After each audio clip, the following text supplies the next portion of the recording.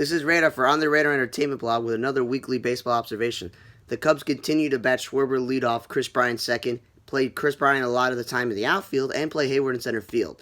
Yes, they're doing well this year, but they're not giving themselves the best lineup.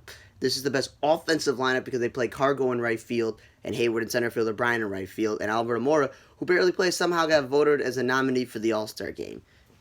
So, instead of going with the most potential lineup, they're just trying to go with the best offensive lineup. And they continue to win, so they should just continue what they're doing, because I guess I'm wrong. And the Phillies, I don't understand why in the world Rhys Hoskins and Harper have been batting 1 and 2, or Sean Kingery's playing lots and lots of outfield. Roman Quinn's back, so Roman Quinn should be playing center field. Rhys Hoskins, Bryce Harper is your 3-4 lineup. Gene Segura should be batting leadoff. The Phillies, you see, they're not a playoff team right now, so they're not guaranteed to be a playoff team because Atlanta and them are both fighting for that spot. So they're still making some bad moves. The Marlins are a huge mess. They're playing JT Riddle in center field. They're playing Miguel Rojas and Rivera in the infield. They're playing Cooper and Anderson in the outfield as well. You enter the season with so many outfielders on your 40-man roster. You also enter the season with a healthy JT Riddle and healthy Brian Anderson as your left side of the infield. I don't understand what in the world you guys think you're doing, because you're just a mess. You're playing every guy all out of place. You're playing career backups, career journeyman minor leaguers instead of actually playing your everyday player. The Braves continue to play Ronald Acuna in center field and lead him off until Anders Diarte comes back, and that's fine, but that should not be a permanent thing because he's a middle of the order hitter and he's a corner outfielder. And again, they have so many starting pitchers in their bullpen, it's funny. Now, the Padres, there's no need to play Will Myers in center field, especially this week when you did intra-league matchup in Baltimore, which is a perfect opportunity to DH Will Myers so he could have his bat in the lineup, or DH Farmel Reyes, or Hunter Renfroe, so play Will Myers. And they DH the rookie Josh Naylor. You just blew an opportunity to have a great lineup with the benefit of a DH. And then again, Matt Strom is starting, and then there's so many starting pitchers in their bullpen, you're wondering why none of them are starting, but you're starting relievers. The Astros, with all the injuries they had, they were batting Bregman and Bradley 1 and 2.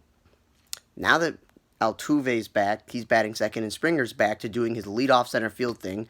But then there's some games where play Yordan Alvarez, this hot-hitting prospect who's a first baseman in the outfield. It's like, DH and play him at first base. Don't play him out of position. The Yankees with Aaron Judge back, he's been batting leadoff for 1 or 2 when it should be Brett Gardner batting leadoff, Deja LeMahieu batting second, and then they're also sometimes batting Luke Voit still second. You have an amazing lineup that could potentially be Luke Voit, Aaron Judge, Mike Stanton, Giancarlo Stanton, Gary Sanchez, and Gleyber Torres, and then Brett Gardner leading off, Deja LeMahieu batting second. It's potentially one of the best lineups you can have in baseball, but they're just not putting them in the right spot. And the Blue Jays, playing center fielder Billy McKinney at first base, playing Randall Grichuk a right fielder in center field, and Gurriel still in the outfield. They're again playing people out of position. Tigers, I said, bet Jacoby Jones higher. Fine, but they're batting leadoff, which is a little bit too much, and they put Nick Castellanos bat second. There was no problem where he was batting third or fourth. And the White Sox, Mercado's been batting second again still. The only times he's not batting second is when they decide to put Tim Anderson second, where Tim Anderson should be. Mercado should be 3 or 5. And the Reds have played a lot of Kyle Farmer at second base and Jose Peraza in the outfield, and there's no need to do that when you have so many guys who can play the outfield, and you can also have so many guys play second base. Farmer should play first base or even pinch hit. He should not be playing second. And then there are the Twins. Yeah, they're in first place, but Jay Cave should be playing center field. That's what he played last year. Keep Kepler where he is in right field, okay? Then Astadulo, Adrianza, and Mario Gonzalez are playing the outfield. And then they're playing this young second baseman, Ares, in the outfield as well. And it started Rosario in center field. What are you doing? Rosario is known for his bat. He's a corner outfielder. He's not a center fielder. That's why you have Kepler and you also have Jay Cave on the roster. No need for Rosario to be playing center field. Cardinals, Carpenter's been batting leadoff, and then when he had the day off, Goldschmidt batted second. Like, those two should be batting 3 and 4, not 1 and 2. And then the Angels, Trout still batting second when he should be batting third or fourth, because if you look at the rest of the lineup, they've had inexperience or nobody's playing third base, shortstop, and second base a lot of days, or left field, and it's just like, yeah, most of your lineup is just easy out. And I saw Trevor Cahill come out of the bullpen. Okay, then that's weird. And the fact that Jalen Beeks and Faria continue to pitch out of the bullpen instead of starting when they need it. Darno is playing a lot of first base to get his bat in the lineup. That's fine, but having him lead off, no. The Dodgers also make no sense. They have Beatty and Bellinger. They're both first basemen by trade. The reason why Bellinger is an outfielder is because they want to play Max Muncy and David Freese a lot at first base. Well, why is Max Muncy playing a lot of second base? If you're going to just play Max Muncy second base, you could have totally just kept Bellinger at first base. But they're playing Beatty and Bellinger in corner outfield, and Muncy at second base, and Jock Peterson playing first base. And sometimes Kiki Hernandez in the outfield. Jock Peterson's a natural-born center fielder. He's not a horrible defensive player. That's the reason why they moved him out of center field. They moved him out of center field because he was struggling, and they sent him down to minor leagues. And when they brought him back up, Bellinger was hitting amazing in center field, and they just kept it. Then when they got A.J. Pollock, he got hurt, and now Verdugo's playing really well in center field, so Jock Peterson's staying in left field, which is fine. But there's no need to take a natural-born center fielder and play him at first base when you have two natural-born first basemen. I have Max Muncy, who's not a great defensive second baseman or third baseman. And then the Orioles taking their best player, Trey Mancini, and batting him second. They're also playing him in right field, which makes no sense. When Santana has been a right fielder his whole career, so Mancini, if he does play the outfield, it's left field. And why in the world is Santana also playing center field when you have Dwight Smith Jr. and Steve Wilkerson, who's playing a lot of center? And then the Indians, there's no need to play Jake Bauers in the outfield. I know your outfield hasn't produced that well, but he's a first baseman DH. And Lindor is still batting leadoff when he's probably batting third because your lineup has a bunch of easy outs with that outfield. And the Brewers, I don't know why Yasmani Grandal is batting leadoff, playing games at first base. When you have Aguilar and Thames on your roster, you don't need to play him at first base. But yeah, so Grandal leading off. Lorenzo Cain was batting leadoff. If it ain't broke, don't fix it. And when Ben Gamel plays so Cain has to stay off, he should bat leadoff. Nationals still batting Edom second when his best ability is leading off. The Giants have been batting Joe Panic a lot leadoff. Brandon Belt has batted even leadoff for 1 or 2, and he's been playing in the outfield. It's like Brandon Belt's your first baseman. Tyler Austin and Pablo Sandoval are not. They're backups. You play them somewhere else. And Brandon Belt should be batting in the middle of the lineup, not first or second. And then you got the Pirates where they have Kramer, Newmer, and Frazier, and Ozuna. They got so many infielders that can play middle infield. And why in the world is Colin Moran playing second base? Like, they missed the opportunity this week when they interleagued as well. They had interleague series that they DH Josh Bell, but they played Jose Ozuna at first base those games instead of either DHing Jung Ogang or putting Colin Moran at first base and getting his bat in the lineup. I don't understand what they were doing there. And then the A's are playing Chad Pinder and Mark Cannon both in the corner outfield. Steven Piscotty's a good player. Play him as much as possible. And especially if it's interleague, try to play Chris Davis 5 to 7 innings in left field and then put somebody in defensive like Robbie Grossman for him. Do not play Cannon center field. There's no need. And there's also no need to play both of them in the outfield, Cannon and Pinder.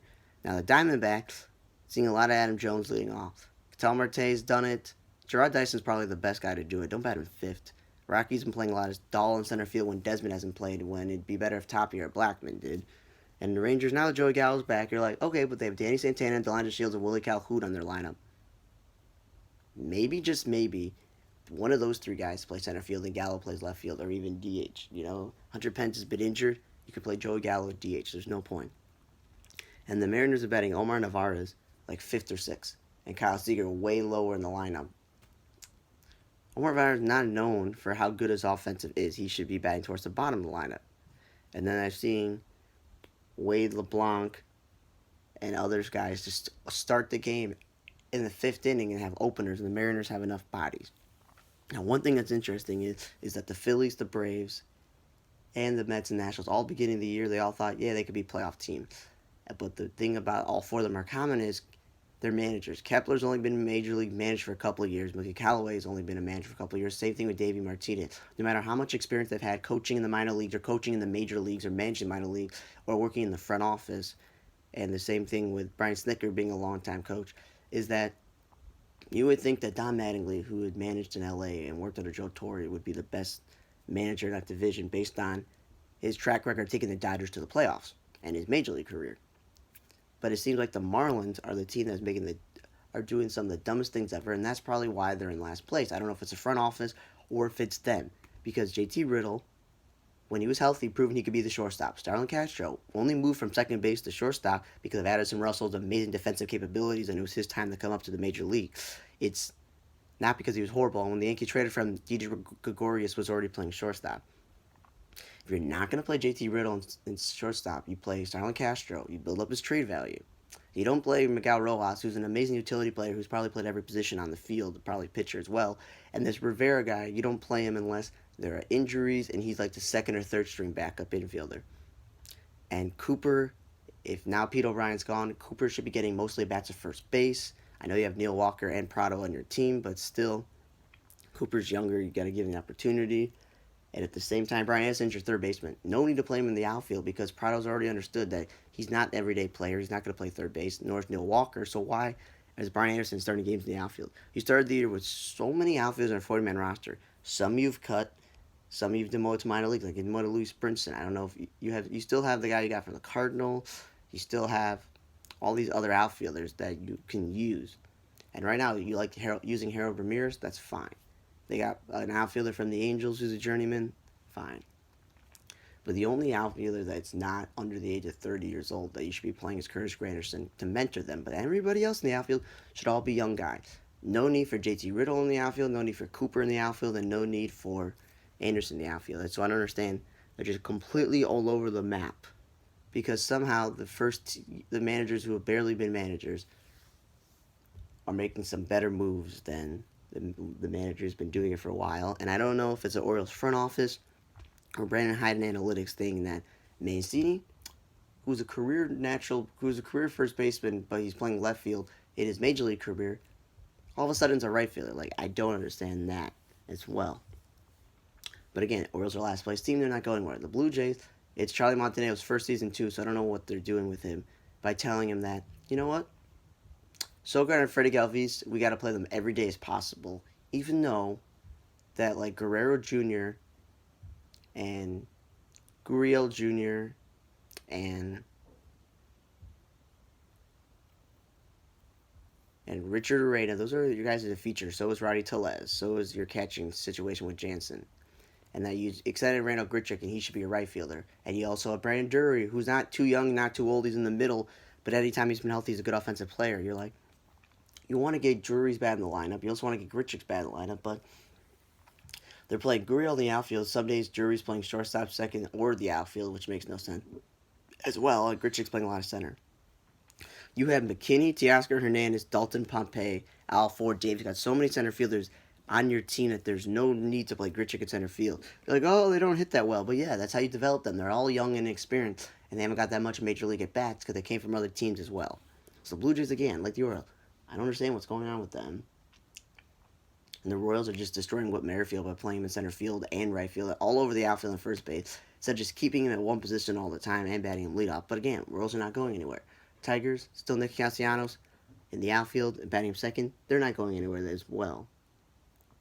And the Reds, playing Peraza out of position and Nick Senzel in center field, who's second baseman. The Reds, they're not going anywhere either. So the common theme is teams that are doing silly things, they're not going anywhere, like the Mariners. They are lost to what they're doing, but they're not going anywhere either. So that's another weekly baseball observations from Radar for On the Red Entertainment blog. See you next week.